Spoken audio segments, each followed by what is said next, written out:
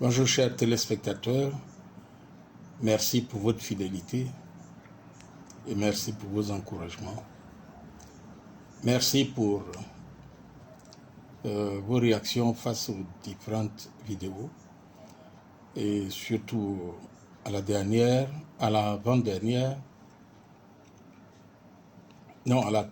vidéo sur Boostitch TV, concernant gérer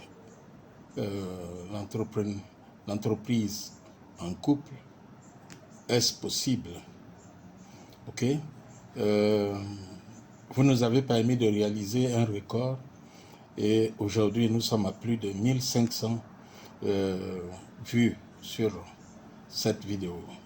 Aujourd'hui, nous abordons un sujet totalement différent que nous allons traiter en 2 ou 3 vidéos. C'est l'autodiscipline, la clé de la réussite. Eh bien, dans le but de connaître un bon épanouissement personnel et professionnel, l'autodiscipline doit régner en maître. Oui, l'autodiscipline doit régner en maître. Il est souvent perçu comme la fondation de la réussite. L'autodiscipline se définit comme la capacité à contrôler ses émotions, ses impulsions et ses actions afin d'atteindre l'objectif que l'on s'est fixé. En d'autres termes, l'autodiscipline doit pouvoir nous permettre de nous éloigner des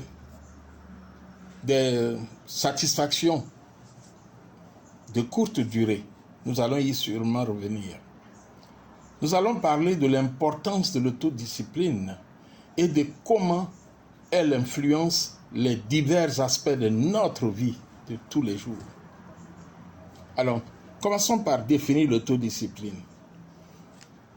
Selon le Larousse, l'autodiscipline est le fait pour un individu ou une collectivité de s'imposer de lui-même une discipline sans contrôle extérieur. C'est-à-dire que la personne décide, je vais me conduire ainsi, je vais faire comme cela,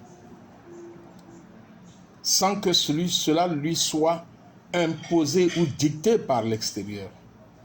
Selon le dictionnaire Le Robert, c'est une discipline que s'impose un individu, un groupe, sans intervention extérieure. L'autodiscipline est l'art de faire consciemment des choix conformes à ses objectifs et ses valeurs.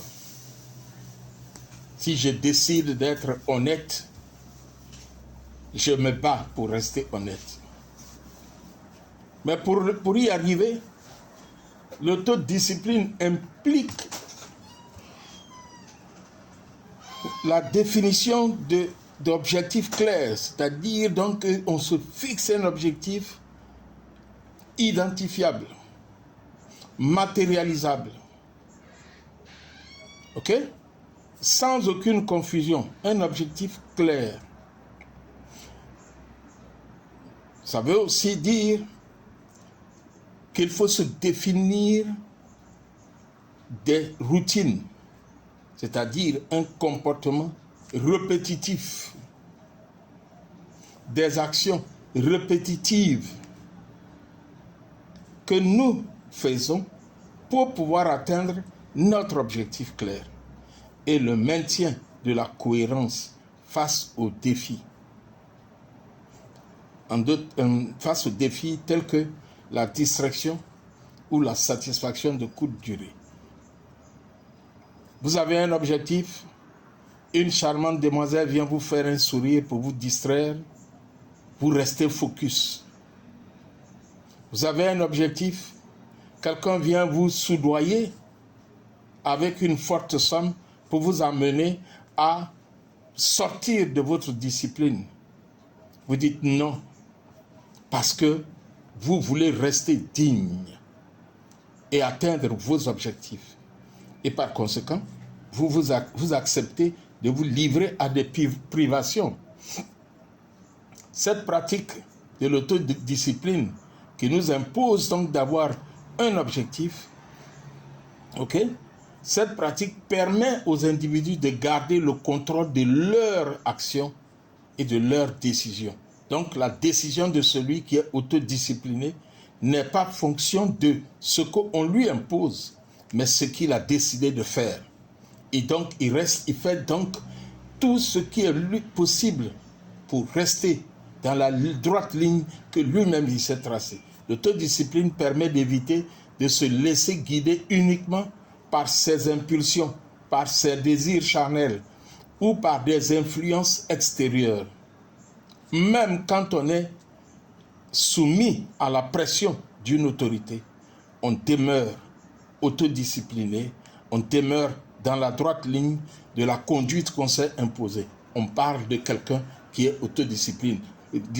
Nous allons voir par la suite, sur la deuxième vidéo, les aspects de l'autodiscipline, ok, et l'impact de l'autodiscipline sur la réussite, etc., etc., comment cultiver l'autodiscipline. Je vous invite donc à rester scotché sur Boosty TV. Abonnez-vous, cliquez sur la cloche de notification pour que vous puissiez avoir en temps réel les vidéos qui vont suivre. À bientôt, c'était Boostich, voir autrement, percevoir autrement et agir autrement. Bye bye.